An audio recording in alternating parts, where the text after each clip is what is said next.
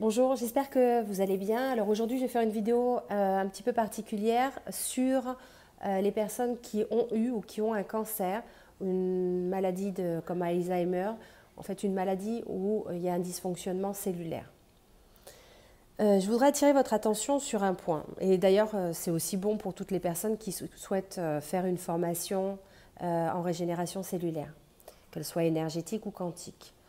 Alors, je voudrais attirer votre attention sur un point. Le premier point, c'est que, évidemment, on entend parler de la partie alimentation, des conséquences des métaux lourds, des conséquences des additifs, de tous ces déséquilibres qu'on peut avoir d'une vie en fait qui n'est pas très saine, du sucre évidemment.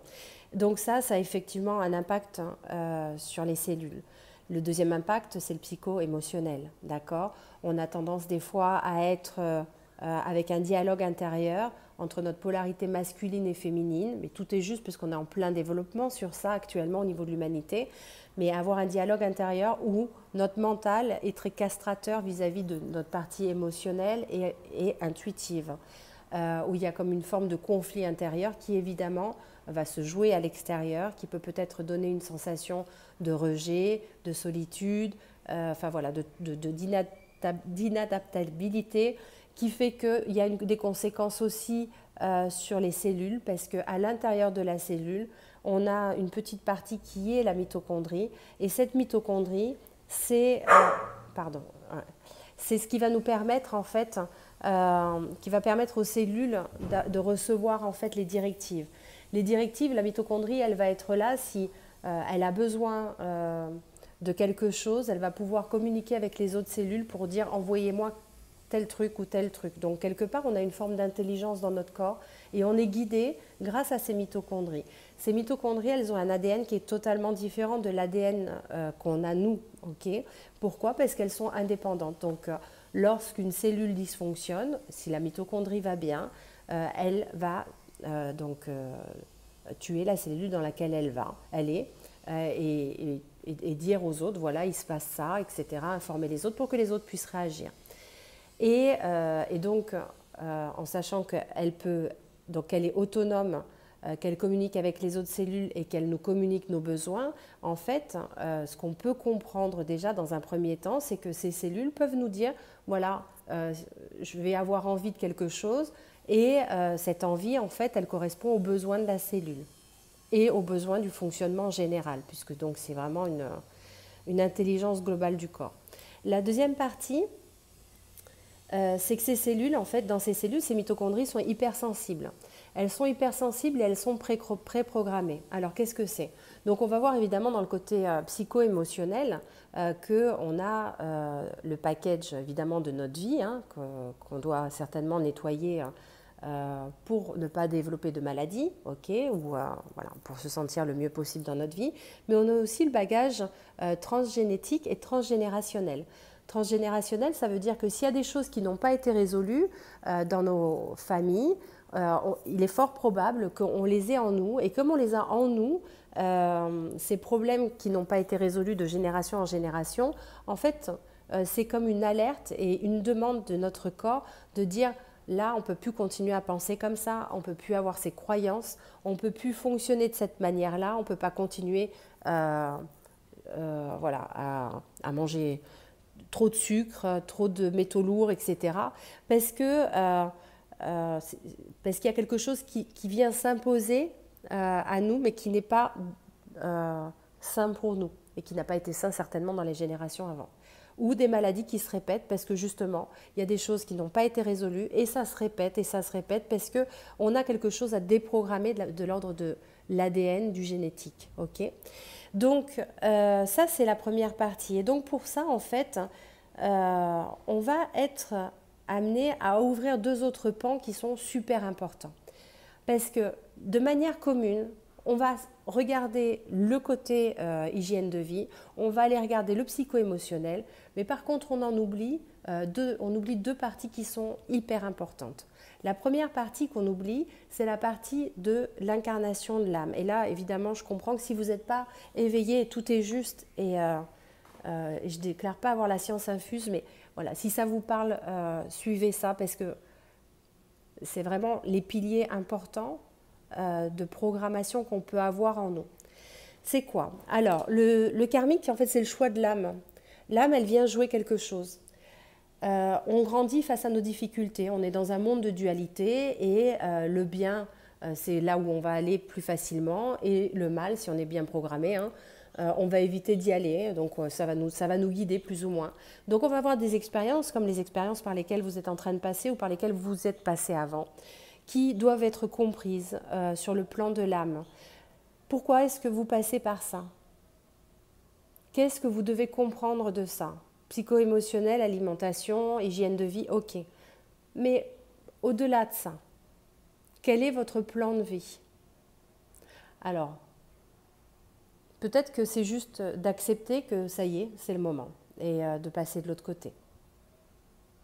C'est le moment peut-être de faire un bilan, etc. Et ça, je crois que c'est l'étape la plus difficile, et que c'est bien d'être accompagné dans ce passage. Mais peut-être que ce n'est pas le cas. Peut-être que c'est juste en fait pour comprendre certaines choses. Et là, on va trouver tout un tas de raisons et qui sont propres à vous, et celle qui vous correspond, elle ne sera peut-être pas énumérée, mais ce n'est pas grave.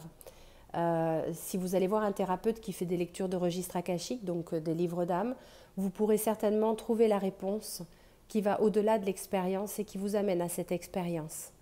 Des fois, ça va être, et pour bien un grand nombre de personnes, ça va être pour dénoncer quelque chose dans notre société, en disant ça, c'est plus possible, les pesticides par exemple, de faire de l'argent, que des industriels fassent de l'argent, maltraitent des animaux, et que ceux qui mangent de la viande ou des légumes ou des fruits se retrouvent malades juste pour que certaines industries produisent plus et se fassent plus d'argent, ou voilà, qu'on puisse de vivre dans cette inconscience, parce qu'on a vécu pendant des dizaines d'années dans une forme d'inconscience juste pour être dans la productivité. Ok, ça c'est le premier truc. Le deuxième, ça va être pour certains de devenir aussi thérapeute, parce qu'on peut guérir les autres que lorsqu'on s'est guéri soi-même. On peut montrer le chemin aux autres que lorsqu'on est passé par ça. Je ne parle pas des médecins ou des chirurgiens et tout ça. Je parle des personnes qui traitent de tout ce qui est allopathique, de tout ce qui peut être énergéticien, hypnothérapeute, des fois aussi pour certains. Voilà. Donc, l'idée, c'est de dire, ok, d'aller voir, c'est quoi le plan de votre âme? Et vous allez voir, ça va vous parler, parce que certainement, vous allez vous reconnecter à des choses de quand vous étiez petit, des aspirations profondes. Et peut-être que vous n'avez pas passé le cap, et peut-être que vous n'avez pas osé. Mais peut-être que c'est le moment. D'accord? Le moment, c'est aussi peut-être de changer d'endroit, d'oser faire, d'oser dire, d'oser prendre, par exemple, d'oser faire une vidéo. Voilà. Donc, il y a des messages derrière ça. Il y a une importance d'ordre vital pour la personne d'aller sur son chemin de vie. Okay. On peut avoir aussi d'autres personnes qui ont vécu certaines choses dans des vies passées, et dans cette vie viennent expérimenter le fait d'avoir à penser à elles et à plus s'occuper d'elles-mêmes. On est souvent conditionné, peut-être pour les hommes comme pour les femmes, à être pour les hommes peut-être dans le devoir, et de ne pas faire appel de ne pas prendre soin de leurs émotions, et pour les femmes à être, quand elles ont des enfants par exemple, ou dans le travail, à toujours donner, donner, donner. Mais si on n'apprend pas à recevoir, si on n'apprend pas à être en paix avec son corps, avec soi-même, à s'accorder en fait des moments d'amour et être dans l'amour, ou sortir des croyances limitantes, etc. Donc ça aussi, en fait, on va choisir dans cette vie-là de venir expérimenter ça. Et toujours pareil, peut-être qu'après, vous allez influencer d'autres personnes qui seront autour. C'est vraiment un choix d'âme qui a un impact de manière importante, soit dans la famille, l'environnement proche, ou de manière sociétale. Ok. On a la troisième partie, la deuxième partie qu'on oublie et qui est vraiment très importante, qui est la partie énergétique. Alors, le premier truc que je vous proposerai en fait de faire, c'est avant tout de regarder, d'aller faire un nettoyage énergétique. Parce que avant un rééquilibrage, on va retrouver des fois, donc dans ce nettoyage énergétique, on va retrouver des parasites qui sont sur l'âme et des fois depuis plusieurs milliers d'années, qui vont correspondre à un choc qui n'a pas été pris en compte, qui n'a pas été soigné et qui évidemment va se répercuter dans cette vie-là et va être réveillé dans cette vie-là. Donc l'idée, c'est vraiment d'aller donc faire un nettoyage énergétique pour checker toute la partie énergétique. Donc l'âme, l'aura, le corps physique, l'ADN, les organes, parce qu'un organe qui est malade, il est parasité. C'est systématique. Systématique. Et ce parasitage, je vous envoie vers Jacques Martel, mais ce parasitage, en fait, s'il y a un dysfonctionnement au niveau d'un organe, ça veut dire quelque chose. Donc, on va aller, en fait, par exemple, faire une régression quantique pour aller régénérer cette partie, aller la nettoyer et comprendre les messages que nous donne l'organe, les cellules à travers ça. Et ça, c'est apprendre à le faire de manière à pouvoir avoir un maximum de possibilités de comprendre ce qui se passe et le défaire à temps, voilà, pour qu'il puisse se régénérer, si c'est possible de le régénérer. On va avoir aussi le déséquilibre énergétique. Des gens qui sont par exemple trop connectés là-haut ou peut-être trop connectés en bas, quand donc toute la partie des chakras n'est pas équilibrée de manière énergétique.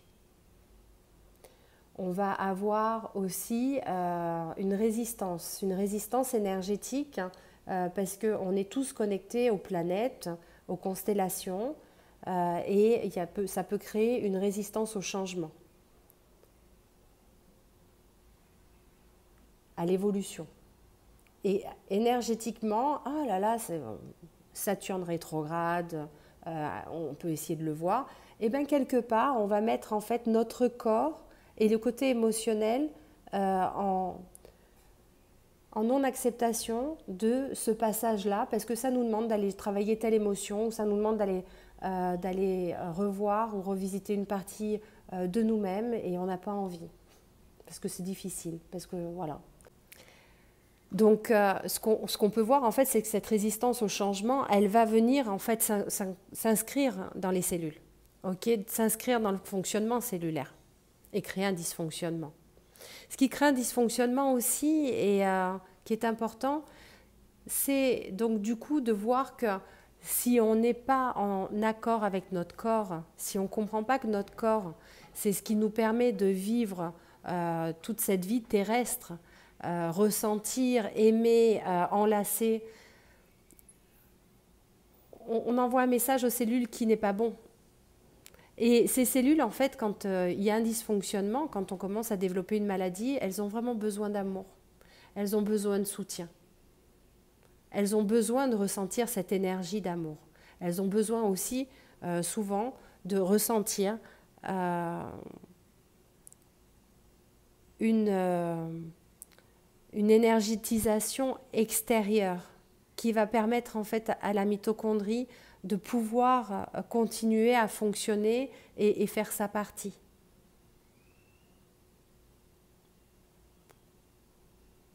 Je ne veux pas donner de faux espoirs, mais vous savez, la partie énergétique et la partie régénération quantique qui vont aller débloquer les problèmes à la base et la partie donc énergétique où on va connecter des guérisseurs du ciel. Pour l'instant, ça paraît peut-être aberrant, si vous n'êtes pas ouvert à ça, mais vous verrez que de plus en plus, on en parle. Et quand on a le canal bien ouvert, je vous promets qu'il y a des guérisseurs du ciel qui viennent. Il y a des capacités en vous qui viennent d'autres vies que vous allez pouvoir reconnecter aussi. Si ça doit être le cas, si c'est le plan de votre âme. Donc voilà, tout ça, il y en a encore plein dans la partie énergétique évidemment, mais moi je vous invite vraiment, vraiment du fond du cœur, si vous avez une maladie et si vous êtes ouvert, d'aller faire des soins de régénération cellulaire.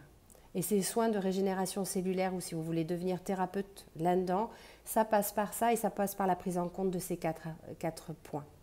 Ok. Évidemment, la médecine, c'est fabuleux et c'est, voilà, je ne vous dirais pas de ne pas y aller, de ne pas le faire, mais il n'y a pas que ça. Et le jour où on arrivera à marcher main dans la main, tous ensemble, avec tous ces ensembles de connaissances, je crois qu'il y aura beaucoup moins de monde malade. Voilà. Donc merci de m'avoir écouté. N'hésitez pas à partager cette vidéo si elle vous parle. Et je vous dis à très bientôt. Au revoir.